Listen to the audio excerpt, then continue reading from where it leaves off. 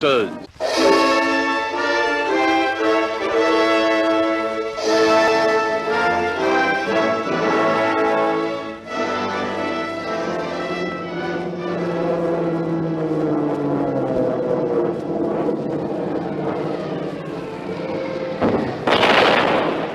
To the men, living and dead, who did these things, we dedicate this program, The Dambusters.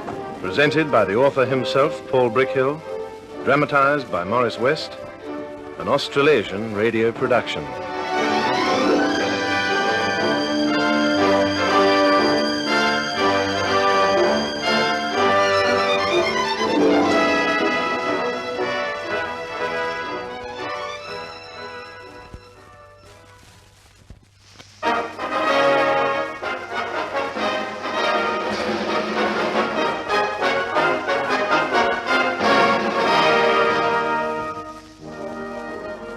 Good evening. This is Paul Brickhill.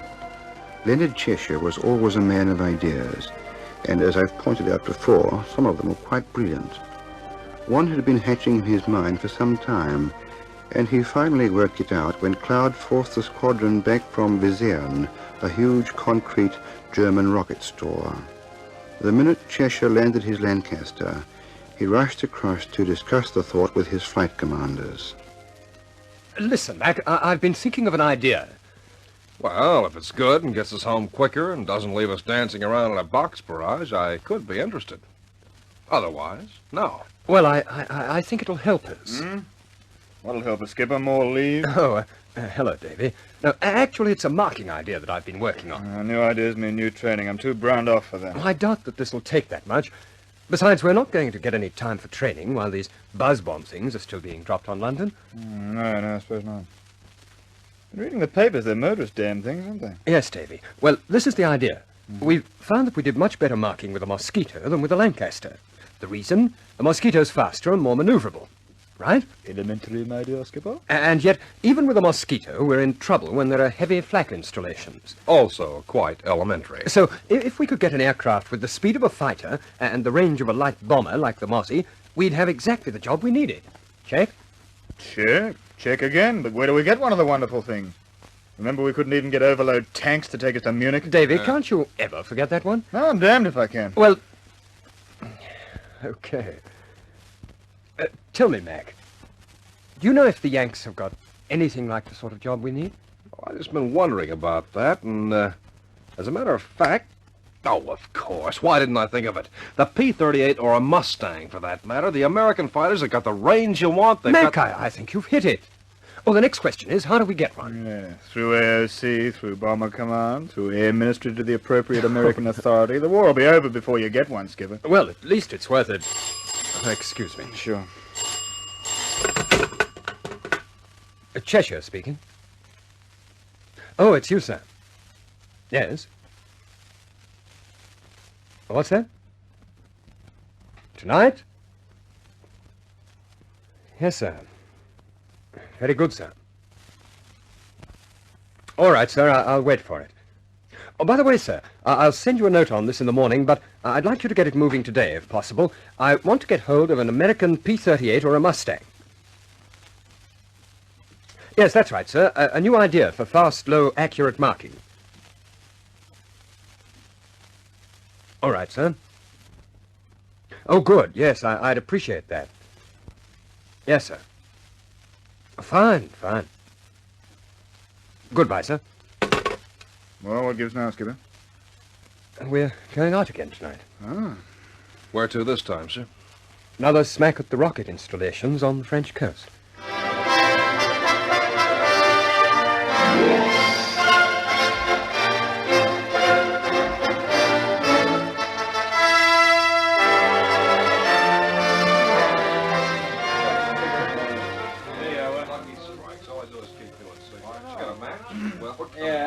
Well, chaps, you've got the place and you've got your flight plan. Now, I want you to take a look at the target itself. Right. As you can see from these photographs, it's a large concrete dome on the edge of a quarry. Just here. You see, it's easy enough to identify.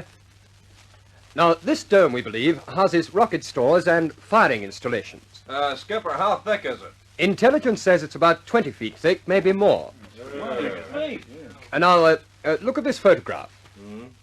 This is the face of the quarry itself. These shadows are tunnels leading right into the side of the hill. And these fine markings here are probably railway lines. We believe that the launching mechanism for the rockets is run out on those rails. The rocket is fired, and then the launching platform is run back into the hill again. Oh, by the way, the whole of this cliff faces westward. Look, what's the actual target area, Skipper? Yeah. Well, anywhere around the dome, and of course the tunnels and rails themselves, it's roughly defined by these two circles. Now, before you go, I want you to come up and study these photographs very, very carefully. Oh, are we using tall boys again, Skipper? Yes, tall boys. So, as before, we can't afford wasteful bombing. What's the weather like? Well, tonight, I think it'll be okay. Thanks. Chaps, this is our third crack at this same target. We've just got to make it this time. All right, chaps, rally round and study these photographs. Okay, Skipper.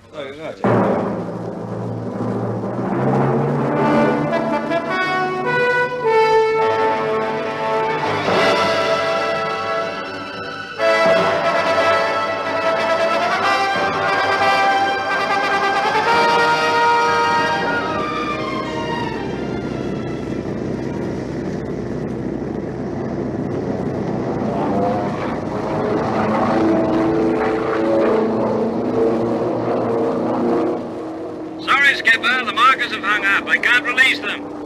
Okay, bomb aimer. Give me radio to flight, Watty. Hello, this is Eder calling number 2 marker. Sorry, boy, my marker's hung up. Take over, will you? Okay, Skipper, coming in.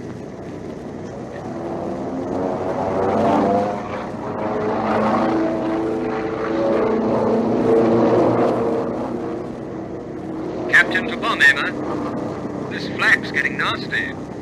Tell me what goes on. Fork's making a beautiful run, Skipper.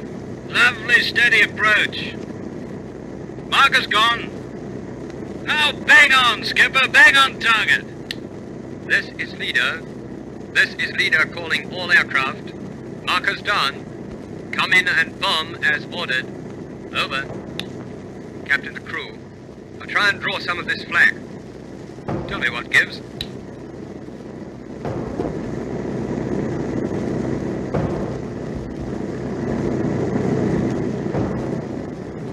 Wiltshire coming in now. Lovely approach. Steady, boys, steady. Hold it like this, Skipper. I've got a beautiful view. Holy smoke! Smack in the mouth of the tunnel. Can you see it, Skipper? Can you see it? This is Eder calling Q Queenie. Nice work, Dickie. Nice work. Thanks, Eder. Please, can I leave the room now? Over. Come in, P. Popsy. Come in, P. Popsy.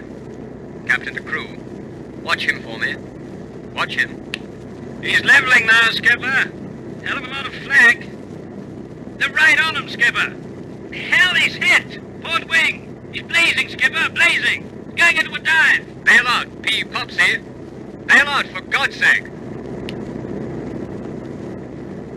Right. 2 of them out, Skipper. 2 of them out. That's it, Skipper. They blew up. They just blew up. Come in, A. Apple. Come in, A. Apple. Bomb, as ordered.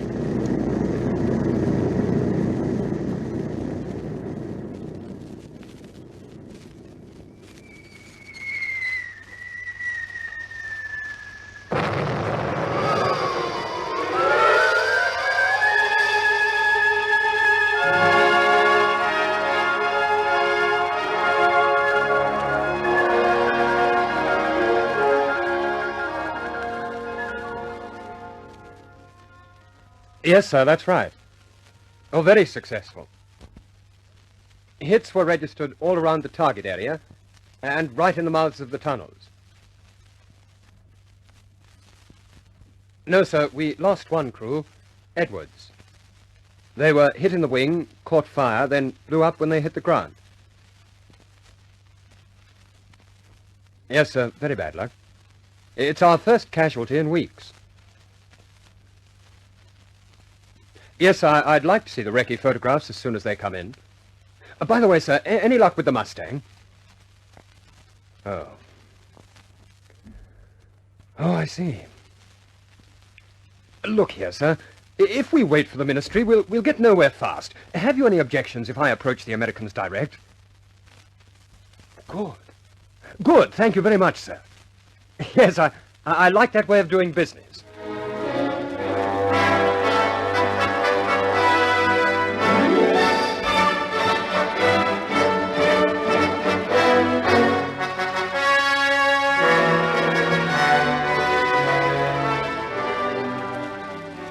Say, who's that? Oh, Cheshire 617. Sure, we've never met, but I've heard a lot about you. What's that you want? Mustangs? Oh, sure. Yeah, we've got them. How many do you want? Oh, yeah, that's easy. Tell you what I'll do. Have one of my boys bring you one this afternoon. How's that? Good. Yeah, fine. Where do you want it delivered? Woodhull. Yeah, got it, right. Sure, yeah, I can fix it up for you. Oh, no, not at all. Happy to be able to do it. Yeah. Okay, bye. Good luck.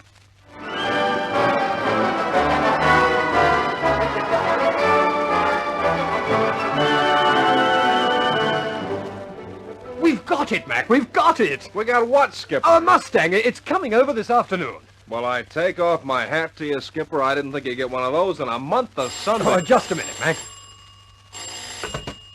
Cheshire speaking. This is Operation, sir. Yes? Bomber Command have been through to us, and they want you on the job tonight. Are you on the scrambler? Yes, sir, it's quite safe. What's the target? Syracuse.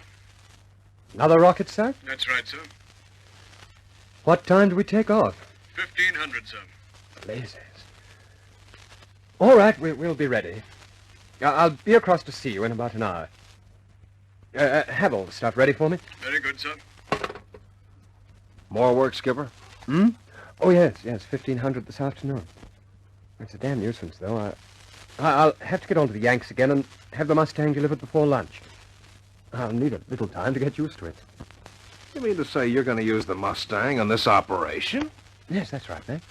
You're crazy, Skipper. Stark, staring crazy. You haven't flown a single-engine job for 5 years. You won't even have time for more than one circuit and dump. You have to do all your own navigation and your own marking. It just can't be done, Skipper. It's plain suicide. That's what it is. I'm sorry, Mac, but I'm going to do it. Now get out, will you, like a good chap? I want to talk to the Yanks.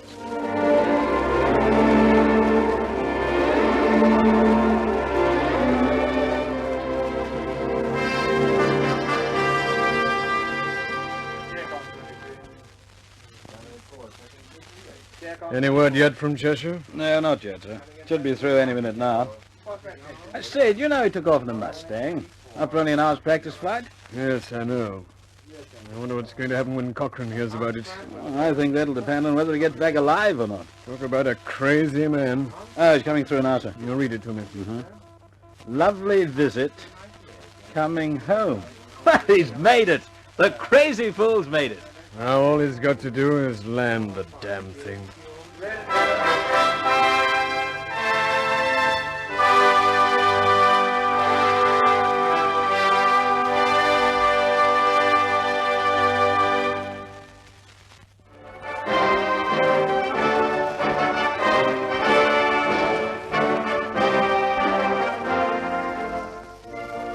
When he put down at Woodhall after the Syracuse raid, Cheshire lovingly patted his new Mustang and commended her to the ground crew before wandering off the tarmac. He was pleased with the result of the operation, but not in the least prepared for the reception waiting for him in the mess. Where's my pewter, Mac? How many times I've got to tell you this guy? What? Hey, chaps, here he comes now. Give it all you got, you right? 1, 2, 3. Why was he born so beautiful? Why was he born at all?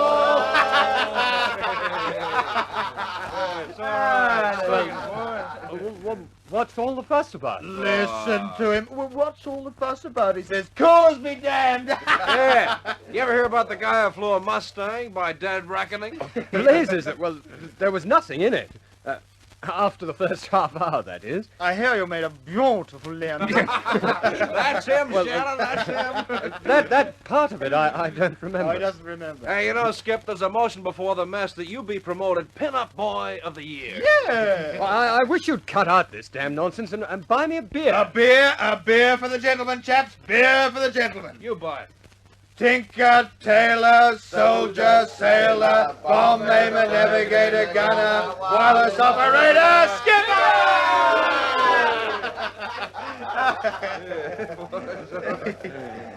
Well, I don't think I can take much more of this. Would you like to come and have a drink in my room? Yes, I think it might be an idea. I'll slip away as soon as I've had a drink with the boys.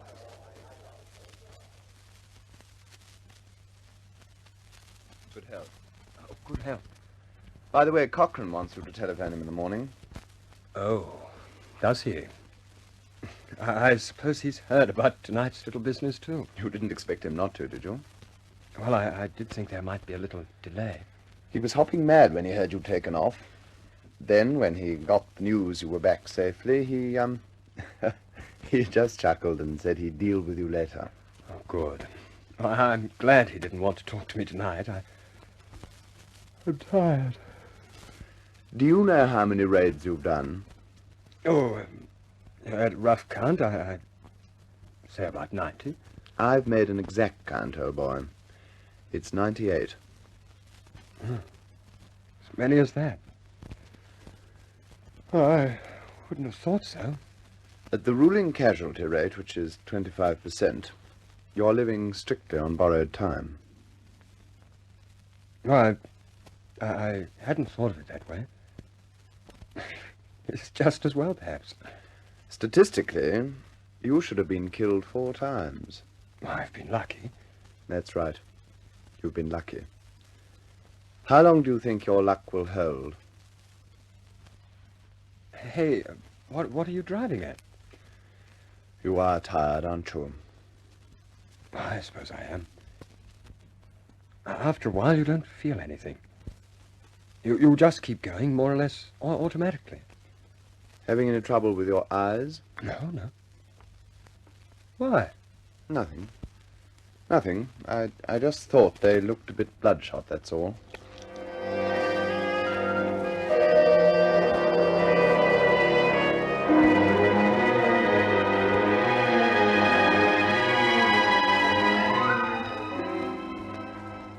Hello? Hello?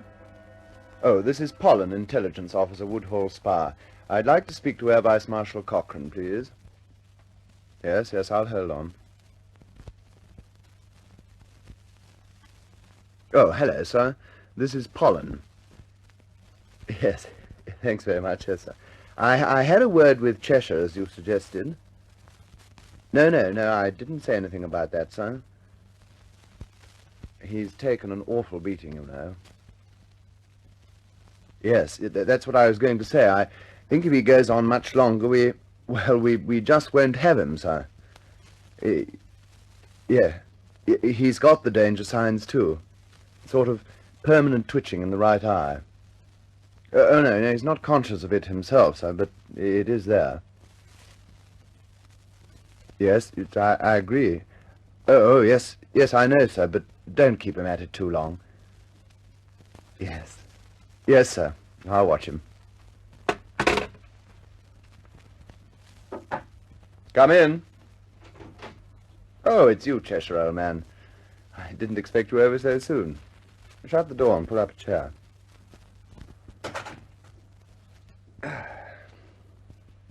Well, what have you got for me, Arthur? There's a bunch of reports Cochrane sent down. He thought we should go over them today. The rocket sites again. Again, and again, and again.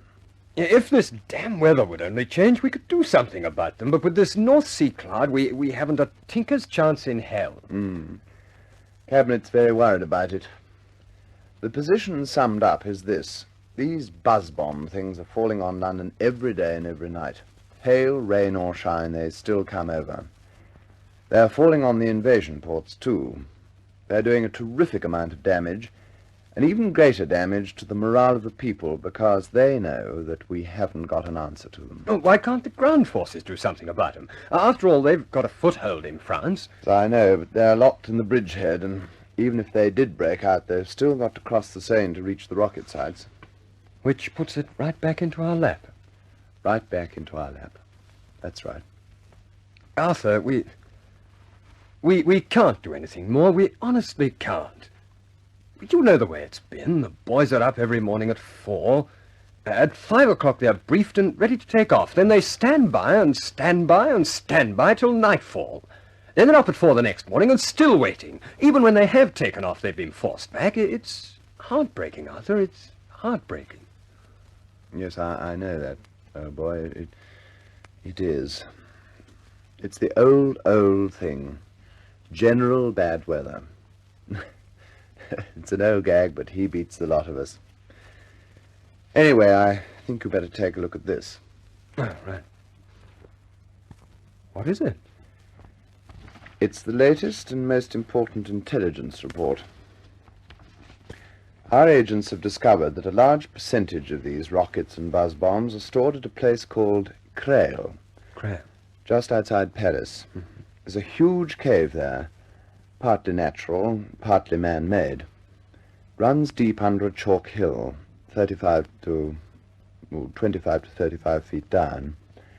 The idea is to collapse and seal it up by using these tall boys of Wallis's.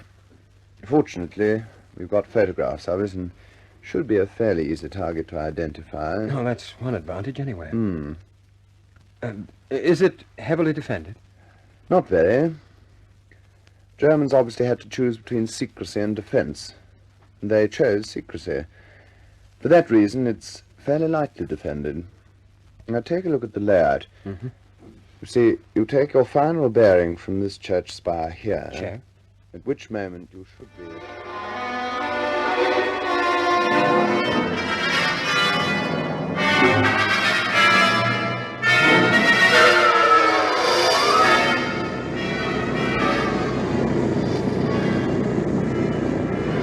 This is Leader, calling all aircraft. Leader, calling all aircraft. Markers are done, dead on target. It's all yours, chaps. Over.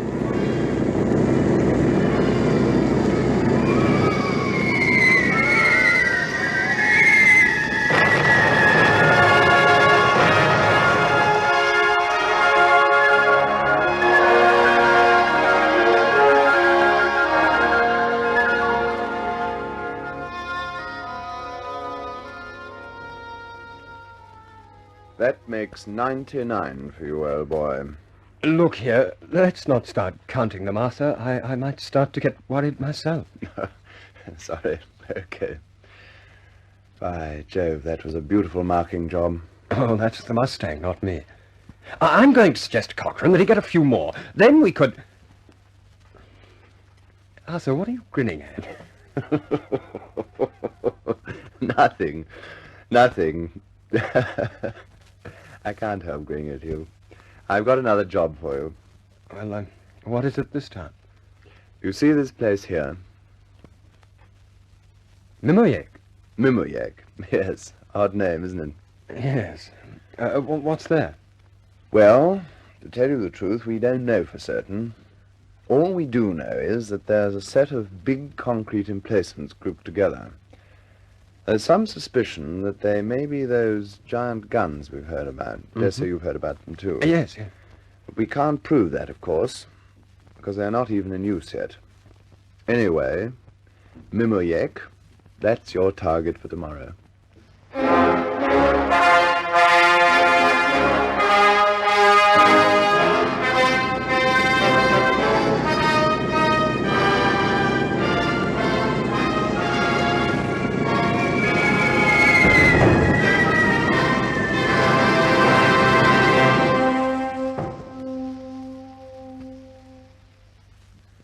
And that's it, old boy. The round 100. Frankly, I don't think you deserve to be alive. No, frankly, I don't either. Round 100. Ruddy century. You know, I should play for England. If you told me this 3 years ago, I'd have laughed in your face, I think. Well, I've had the recce photographs back on both operations. Oh, I'll take a look at them in the morning. Anything important? The buzz bomb store at Crowell just caved in. The entrance collapsed and the railway was wrecked. And the other ones at Mimoyek? 1 direct hit and 4 near misses. Good enough. We're so good, it's getting monotonous. That's about the strength of it. Oh, by the way... Yes, Arthur, what is it? Cochrane wants to see you at group tomorrow. Oh, does he? Have you any idea what it's about? Actually, I have, but I think he'd prefer to tell you himself. Well, I think perhaps I'd prefer you to tell me, Arthur. If there are any shocks coming, I'd rather be prepared for them. All right. So long as you don't tell Cochrane I told you. Oh, I won't. Tonight you did your 100th trip. Cochrane thinks that's enough. You're being grounded. Well... If you're thinking of arguing about it, I'll tell you now you haven't got a chance. Shannon, Monroe, and McCarthy are being grounded with you. Well, that's it, old boy. You know something, Arthur? It's not the conventional thing to say, but I'm glad it's over. I'm glad for myself, and I'm glad for the boys. It's been a long time now. Long, long time.